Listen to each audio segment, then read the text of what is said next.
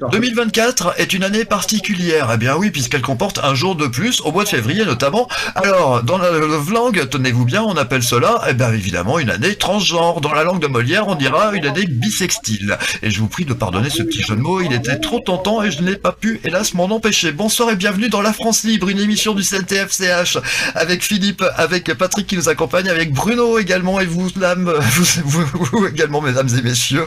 Soyez les bienvenus. Bruno qui est en reportage. Nous écoutons Bruno.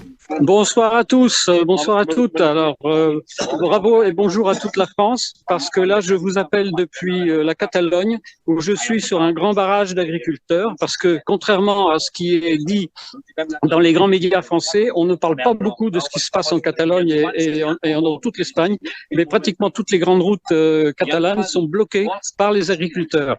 Donc, je vais interviewer tout à l'heure Monsieur Johan, qui est un des responsables, mais d'abord, je vais tourner un petit peu le téléphone pour vous montrer un petit peu où on est et faire un petit peu, vous montrer un petit peu ce qui se passe ici. Alors, regardez.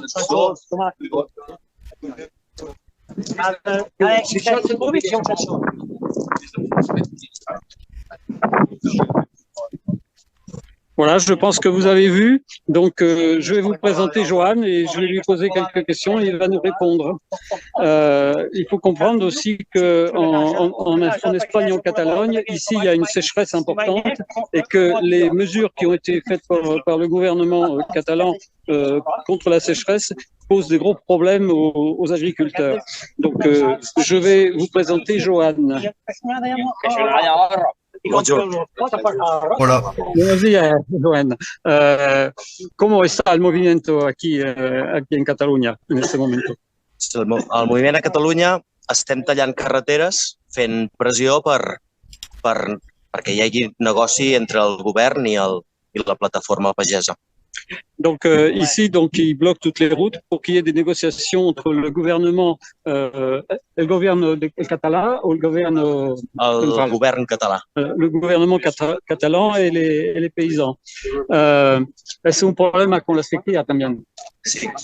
A Catalunya, com sap el Bruno, fa 2 anys tenim una llarga sequera on ens han promès ajudes, però les ajudes tenen moltes condicions i no creiem que ens estiguin ajudant. Ens estan encadenant amb les seves ajudes. En Catalogne, ils ont promis des aides parce qu'il y a déjà 2 années de sécheresse, mais ces aides, elles ne sont pas suffisantes et elles n'arrivent pas comme il faut. ¿Cómo reacciona la población toda la gente delante de este movimiento? Estem molt contents amb la societat civil catalana perquè, en general, tothom apoya molt els agricultors. Catalunya ha sigut un país d'agricultura des de fa molts anys, està molt arrelada i la major part de la població està amb nosaltres. En Catalogne, la grande partie de l'activité, c'est l'agriculture, donc le mouvement est soutenu par le peuple. Le mouvement est très soutenu par le peuple. En Francia también, el movimiento es sostenido por 95% del resto del pueblo. En France, le mouvement est soutenu par 95% du reste de la population. Et combien de temps cuánto tiempo va a tardar todavía durar el movimiento? El moviment durarà fins que el govern ens ajudi. No pararem, ho tenim claríssim, serem originals, però les protestes no acabaran. De moment no ens estan escoltant. Ahir hi havia una reunió de la revolta pagesa amb el conseller d'Agricultura, no es va presentar i això no acabarà aquí. Le mouvement ici va durer jusqu'à ce qu'ils obtiennent satisfaction parce qu'il y avait une réunion qui était prévue avec le conseiller de l'agriculture et il ne s'est même pas présenté au niveau du gouvernement. ¿Tienes una pregunta de ser para los agricultores de Francia? Una pregunta no, però sí que vull agrair tot el moviment que hi ha a França, igual que per tota Europa, perquè entenc que aquí hi ha molts problemes que pengen de la Unió Europea i la millor manera de combatre'ls és que lluitem tots. Donc, ils sont solidaires avec le mouvement d'agriculteurs en France et avec le mouvement de toute l'Europe, parce que le meilleur moyen, c'est d'arriver au niveau de toute l'Europe à faire changer les choses. ¿Tienes una pregunta particular para Francia? No coneixo molt el moviment francès. A les televisions catalanes passen informació amb comptagotes, crec que bastant adulterada. Tot el que sé de la revolta francesa és mitjans xarxes socials i mitjans petits. En Catalogne, les médias officiels ne passent des informations qu'au compte-gouttes concernant ce qui se passe en France. C'est un petit peu la même chose des deux côtés, hein, en Espagne aussi. ¿Qué piensa usted del problema que no se puede ahora, desde un año, quemar los restos de la hierba y todo? Ho trobo una bestiesa enorme. Els avis cremaven coses, se sap que per tema de males herbes és una de les millors pràctiques. El que passa és que els incendis i les temperatures dels estius han fet unes normes generals on a la plana, llocs secs on no hi ha bosc, hi ha la mateixa normativa com a la zona on nosaltres vivim, que sí que hi ha bosc. O sigui, nosaltres entenem que els marges dels nostres camps, que les perdius, els animals que viuen allà, tenen molt bosc per viure, a diferència de la zona de Lleida, que és una zona més seca on no hi ha bosc, on tot és camp i els marges s'han de conservar. Les normes generals no afavoreixen a moltes zones. J'ai posé la question parce que en Catalogne, depuis un an, ils s'interdisent de brûler les déchets végétaux. Alors ça s'accumule, ça attire des nuisibles, etc. Et donc, parce qu'il y a une loi qui a été votée toujours par les écologistes punitifs qui empêche de brûler quoi que ce soit. Alors ici, c'est un peu spécial parce que c'est une zone où il y a beaucoup de forêts, donc évidemment, on ne fait pas d'incendie dans les forêts. Mais par contre, on pourrait parfaitement brûler les déchets tels que ça se faisait avant. Et là, ce qui se passe, c'est que maintenant, ça s'accumule, ça s'entasse dans les champs et les gens ne peuvent plus rien faire. Otra pregunta? Una pregunta? Sí. El moviment francès aguantarà fins al final? Est-ce que le mouvement français va pouvoir durer jusqu'au bout? Qu'est-ce que vous en pensez? Oui, il va durer jusqu'au bout. La question, c'est jusqu'au bout de quoi et comment. Voilà. La pregunta es hasta el final de qué y cómo. Hasta el final, vull dir, fins a aconseguir mesures reals que millorin la vida dels agricultors i agricultores, ramaders i ramaderes. Jusqu'à ce qu'il y ait vraiment des mesures finales qui améliorent la vie des agriculteurs et des agricultrices. Alors, on n'est plus dans la réforme, on est dans le changement global. Est-ce que les Catalans ont conscience que ce qui va faire bouger les choses, c'est pas quelques petites réformes et des prix sur les matières premières ou autres, mais que c'est des changements plus importants que ça? ¿Tienes conciencia que lo que nosotros preconizamos en Francia es un cambio total? Salir del sistema europeo, hacer una veritable democracia participativa del pueblo directamente sin políticos. ¿Estás de acuerdo con esto? M'agradaria molt que Catalunya acabés lluitant per això també. Aquesta lluita acabés on esteu vosaltres. Il aimerait beaucoup que ça puisse se faire comme ça, notamment en Catalogne, parce que la Catalogne a toujours demandé l'indépendance, mais un certain nombre de politiciens en Catalogne veulent l'indépendance, mais en restant dans l'Europe. Alors que eux, j'ai parlé avec eux déjà tout à l'heure, et un certain nombre de personnes voudraient l'indépendance, mais hors de l'Europe, pour ne plus rester dans ce carcan européen. Le doy muchas gracias a usted y ánimo para fuerza y ánimo. Moltes gràcies per posar veu al moviment de la revolta catalana i espero que a França hi hagi resultats també aviat. Merci beaucoup pour appuyer le mouvement catalan et on espère qu'en France, il y aura aussi des résultats importants. Voilà. Muchas gracias. A tu, Bruno. Gracias. C'était Bruno, grand reporter pour le CNTF-CH. Merci Bruno. Parce que voilà, je vous propose... Ouais. Nous allons continuer, je vais m'éloigner un peu, nous allons continuer l'émission. Alors j'ai mis une vieille casquette parce qu'il y a un vent terrible, donc on a dû se mettre derrière une camionnette parce qu'autrement c'était pas évident. Voilà. Ce que je vous propose, c'est de regarder l'actualité en images qui va justement dans le sens de ce que l'on vient de voir, hein, donc de l'agriculture, et puis voilà, il faut que ça bouge. Alors, je vous fais un petit peu le pitch de ce soir. C'est le Salon de la Volaille pour commencer à Paris, puis ça se finit à Bruxelles. Allez, l'actualité en images, et puis on se retrouve après.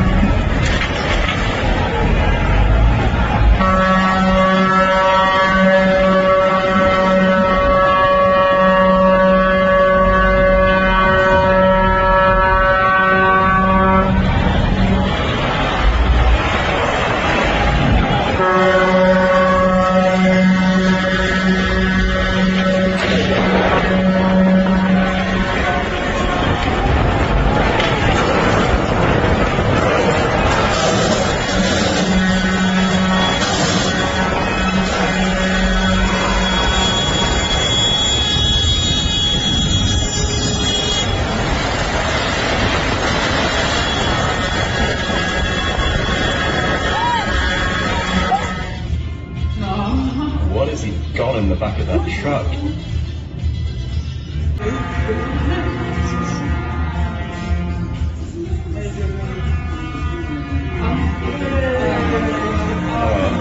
It's liquid sewage or something. Jesus. Here they come.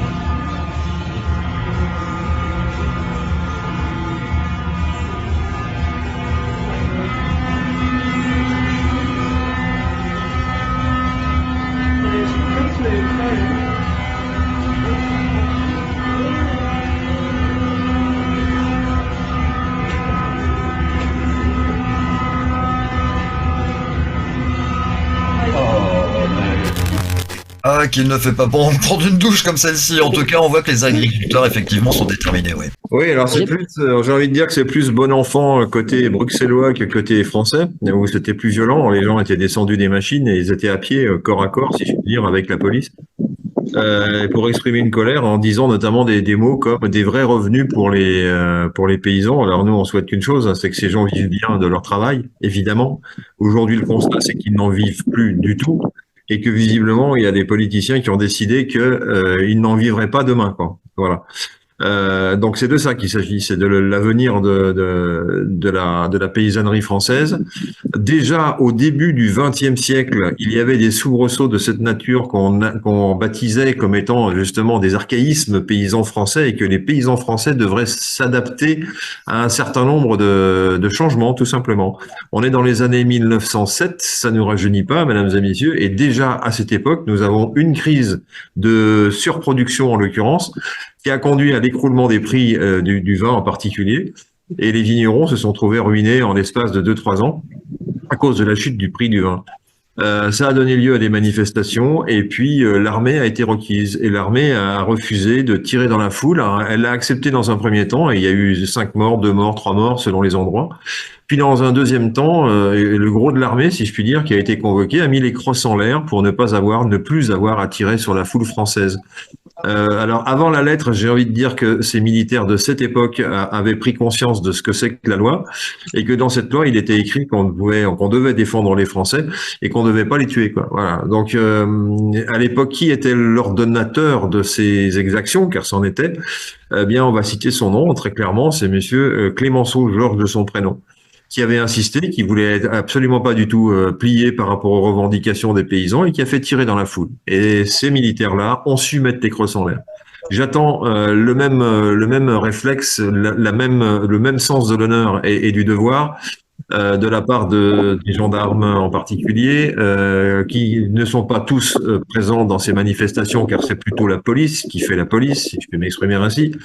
Mais il y a une suggestion, je me dis que peut-être une prochaine fois, lors d'un prochain salon de l'agriculture, puisque la gendarmerie est plus naturellement dédiée aux problèmes qui sont ruraux, c'est-à-dire que la gendarmerie a une vocation rurale quand la police a une vocation urbaine, eh bien, lors de la du prochain salon de l'agriculture, on pourrait faire venir la gendarmerie pour maintenir la paix, tout simplement, au sein du salon de l'agriculture. Je crois que les choses se passeraient de façon plus sympathique. C'est une suggestion, hein, c'est juste une suggestion. Voilà, voilà ce que m'inspirent toutes ces images.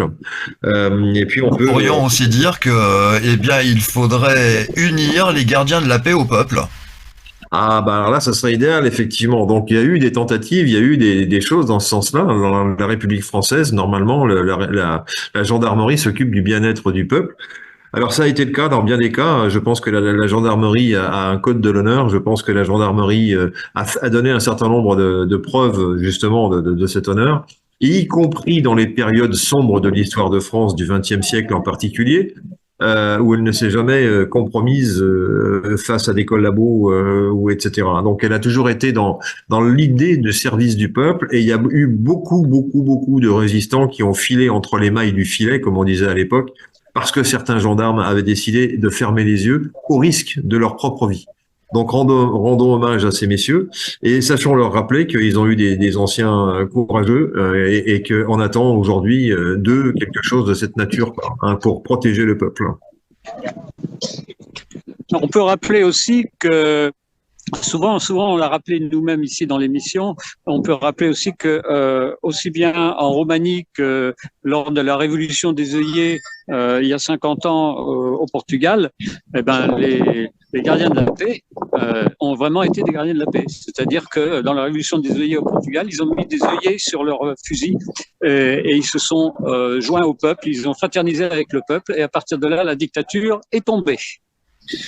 Oui, et puis on peut citer, là aujourd'hui on est dans une actualité brûlante, on merci encore à toi Bruno de nous relater tout cela, c'est très intéressant, mais on peut aussi rappeler à ceux qui nous écoutent que le CNTF-CH a fait il y a quelques années déjà, ça doit faire 3 ans ou 4 ans en arrière, une approche des directs des gendarmes dans les lieux où ils sont habituellement en casemate ou voilà, en caserne, et pour aller tout simplement leur dire ce que nous pensons et ce que nous savons sur la situation de ce pays, et leur dire leur demander ce qu'ils en pensaient. Ils en pensaient plein de choses, mais visiblement ils n'avaient pas le droit de nous le dire. Donc on s'est regardé dans les yeux, on s'est serré la main sur le cœur, et on a compris un certain nombre de choses, c'est-à-dire que les non-dits peuvent quelquefois peuvent être lourds de sens, quoi. Voilà. Et on a beaucoup rencontré de non-dits, jusqu'à ce qu'au bout d'une journée et demie, deux journées de rencontres de ces commissariats, dans ces commissariats, nous nous fassions opposer une fin de non-recevoir de la part de l'un d'entre eux qui nous dit, un gradé, hein, qui nous dit, j'ai reçu des ordres précis, je n'ai pas le droit de vous parler. Donc ça, c'est très nouveau que la gendarmerie n'ait pas le droit de parler au peuple.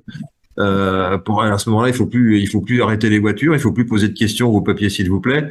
C'est interdit, donc voilà, donc on n'a pas le droit de parler.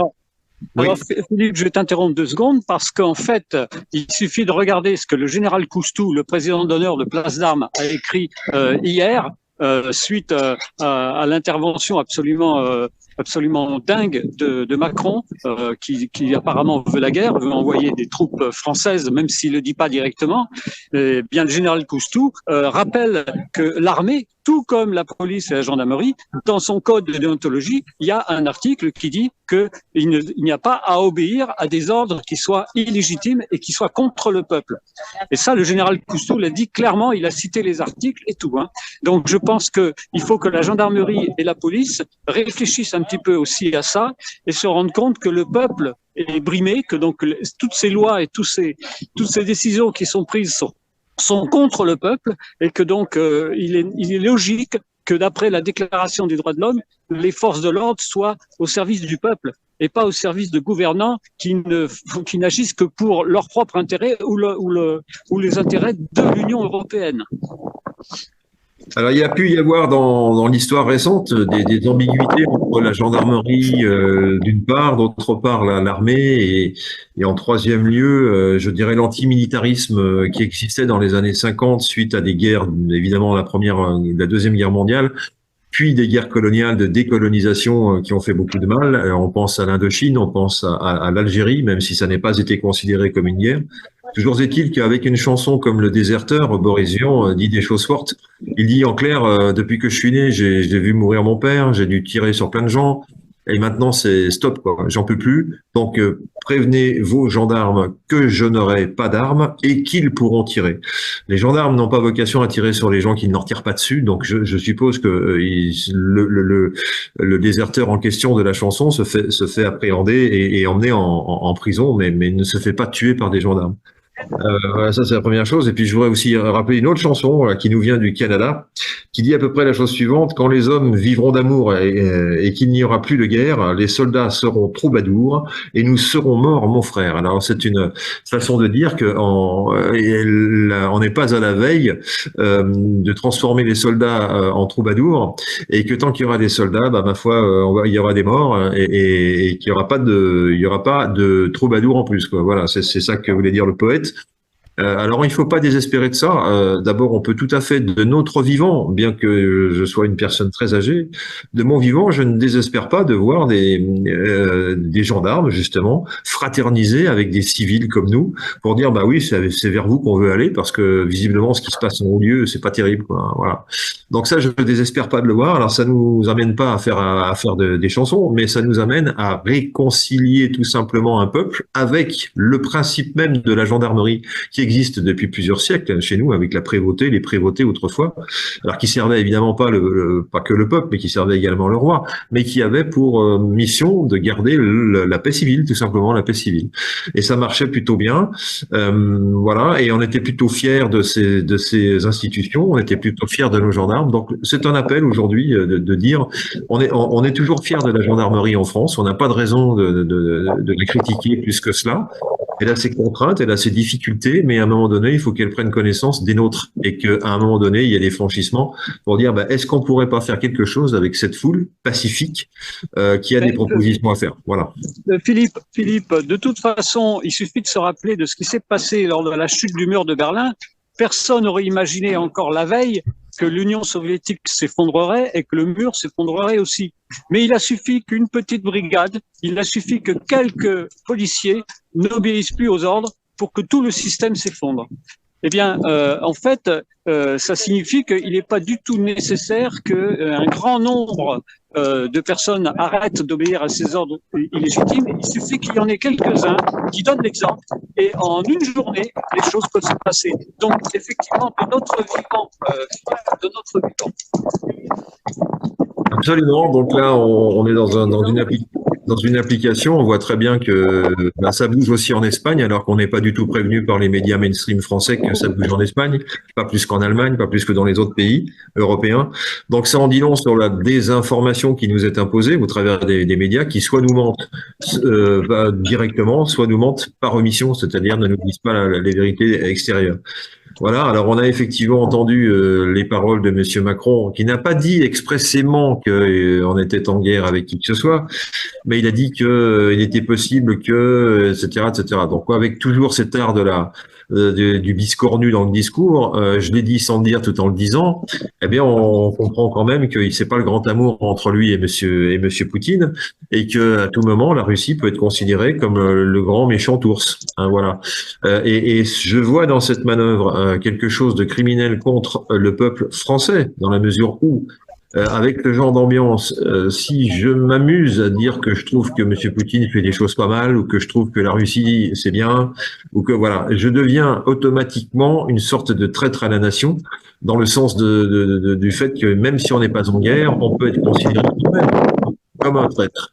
Et là, il y a un glissement dangereux dans la sémantique de ce que monsieur Macron est en train de nous imposer, c'est-à-dire on n'est pas en guerre, mais vous avez intérêt à parler comme si nous l'étions, sinon vous serez considéré comme un traître. Voilà tous les glissements qui nous sont proposés. Oui.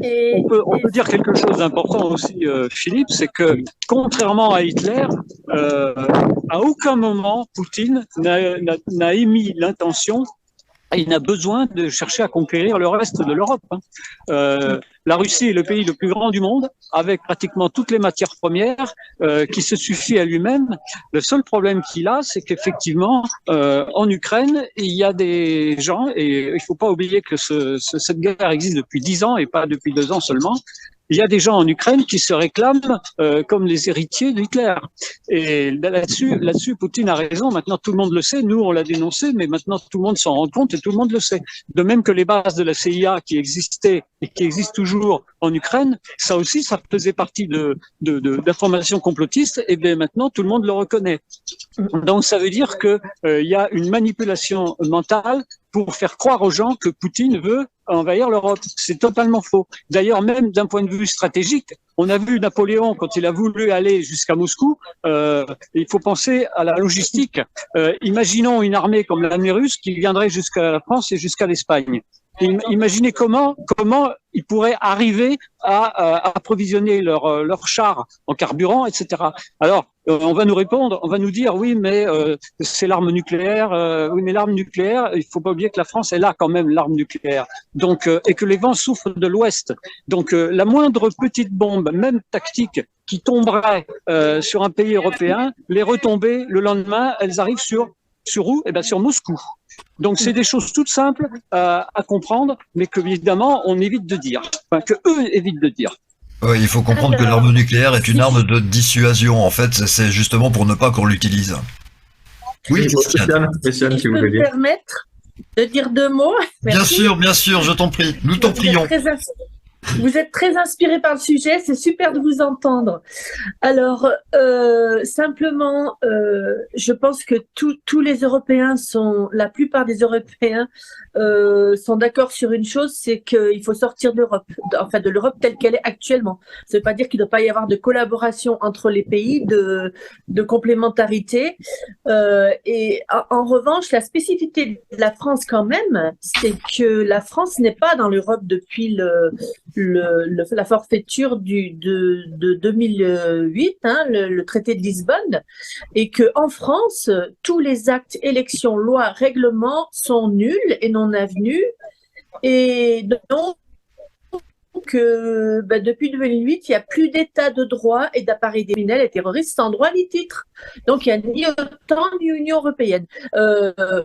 Donc, on a quand même une spécificité en France, c'est que on a le Conseil national de transition français, canal historique, qui est là, qui a été inscrit, qui a été pas dénoncé, qui a été déposé à l'ONU pour justement prendre le relais au niveau de la gouvernance de la France, pour que le peuple reprenne ses droits. Donc, voilà, je pense que les agriculteurs, ce serait bien quand même qu'ils n'aillent pas dans un piège où on va leur proposer, qu'ils n'aillent pas demander à leur bourreau quoi que ce soit, mais qu'ils se prennent en charge et qu'ils fassent autre chose, qu'ils fassent comme font beaucoup. Oui. Quelqu'un voulait dire quelque chose, non? Oui, je voulais juste dire que... C'est Bruno qui a du bruit derrière lui. C'est Bruno. Oui, et ici, les agriculteurs sont très nombreux. Ils sont, à vue de nez, ils sont environ 200 à 300 personnes quand même. Et il y a au moins 300, 400 tracteurs parce que ça s'étale sur plus d'1 kilomètre. Voilà, alors quant aux arguments que vient de développer Christiane, qui sont très importants, parce qu'en fait, ce sont les arguments qui vont aider la gendarmerie, pour ne parler que d'elle, à se motiver pour agir, tout simplement. Et ils ont tous les tenants et les aboutissants juridiques pour faire ce qu'ils ont à faire. Ils n'ont que l'embarras du choix dans la manière de présenter les choses. Un gouvernement qui serait mis en demeure, en quelque sorte. Donc voilà, donc ça va exactement dans le sens de ce que nous disons aujourd'hui dans le titre de notre émission. Comment rapprocher le peuple de la gendarmerie? Tout simplement en proposant, via le CNTS-CH notamment, et pas seulement, des solutions juridiques qui vont permettre d'emporter la décision du côté des gendarmes. Alors nous n'incitons à rien d'autre qu'à la légalité, ça c'est très important, et cette légalité pour l'instant n'a pas le camp des gendarmes, en tout cas des gendarmes et des corps constitués, n'est-ce pas? Voilà.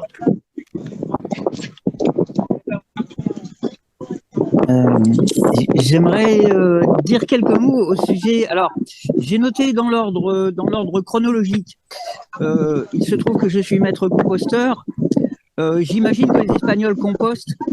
Il y a moyen de pratiquer le compostage même avec les branchages. Il suffit de les couper en morceaux à peu près linéaires et de les empiler avec des alternances d'herbes et de végétaux, d'arroser potentiellement le tout avec l'eau des douches ou l'eau de la vaisselle. Et on peut composter d'énormes quantités sans danger. Évidemment, il ne faut pas que les composts soient trop gros parce que sinon, ils émettent des vapeurs inflammables et ça peut mettre le feu. Mais des composts en lasagne permettent de résoudre beaucoup de situations, y compris des situations dramatiques quand il n'y a pas d'eau et qu'on ne peut pas avoir d'eau pour les toilettes. Ça, c'est un... Voilà, c'est... Donc, j'imagine que les Espagnols sont assez pointus là-dessus. Il y a ça à développer puisqu'on nous interdit quelque chose, passons par la fenêtre, ça n'est pas grave. Alors je voudrais faire honneur à ceux qui nous nourrissent et à ceux qui nous protègent et dire que la fraternité, elle existe déjà, je la rencontre tous les jours par rapport aux agents de police, aux gendarmes qui prennent soin des gens du peuple, qui s'arrêtent pour me demander si tout va bien quand je suis par exemple en réunion dans ma voiture. Des gens d'une prévenance extraordinaire dans les circonstances. Donc, honneur à eux et gratitude. Et comment allons-nous rapprocher la question de Philippe? C'est juste dans la gratitude que les rapprochements se font. La gratitude pour ce qui est déjà. Alors, à ce sujet-là, gratitude envers soi-même, déjà, d'avoir accompli, d'avoir laissé passer l'esprit divin en soi, qui peu importe la conception qu'on ait de l'esprit divin, mais d'avoir laissé passer la bonté, la fraternité, et toutes ces choses qui existent avant nous et qui existeront après.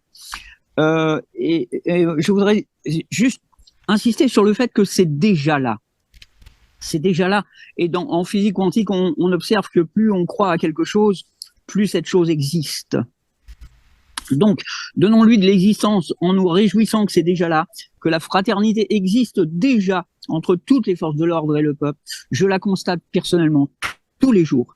J'ai eu affaire aux polices secours, aux polices municipales, à la police nationale, j'ai eu affaire à la gendarmerie. J'ai toujours eu un accueil et un respect profond et immense.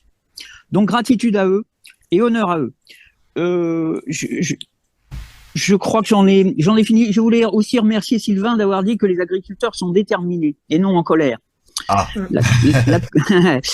La détermination, faites attention aux gens qui sont déterminés, car ils iront effectivement, pour répondre à ce monsieur espagnol qui a parlé au début, ils iront jusqu'au bout de toute leur foi, de toute leur détermination, alors que la colère ne dure pas longtemps. Oui, Christiane. Alors, si je peux me permettre, pour finir, oui, Bruno, tu n'en as pas pour longtemps? Une petite seconde. Johan, avec qui nous avons parlé, il se considère catalan et pas espagnol. C'est pour ça qu'il a parlé en catalan. Voilà. Ah oui. Alors, juste pour finir, redire la loi. Au terme de la loi, le Code de la défense et l'article 12 de la Déclaration des droits de l'homme et du citoyen de 1789, il appartient aux forces publiques, notamment aux citoyens, patriotes, militaires, d'assurer la garantie des droits pour défendre la population et la nation en procédant à l'arrestation sans délai en flagrance de tous les usurpateurs, traîtres, criminels et terroristes, comme le permet l'article 73 du Code de procédure pénale. Président, ministre, député, sénateur, élu, préfet et hauts fonctionnaires. Le devoir de réserve n'est pas et ne sera jamais une excuse à la complicité passive des crimes commis par ces traîtres. Ils ont besoin de nous, c'est le peuple français, et nous avons besoin d'eux, eux, ce sont les gardiens de la paix. Merci mesdames et messieurs de nous avoir accompagnés pendant cette petite demi-heure où nous avons développé donc ce titre, unir le peuple aux gardiens de la paix ou unir les gardiens de la paix au peuple, c'est exactement la même chose. Merci Patrick, merci Philippe, merci Christiane, merci Bruno, merci Jean-Pierre, merci à vous. Prochain rendez-vous juste avant le week-end, ce sera vendredi. Bonne soirée. Une petite chose juste, c'est que cette émission sera diffusée en Catalogne. Si. Muchas gracias.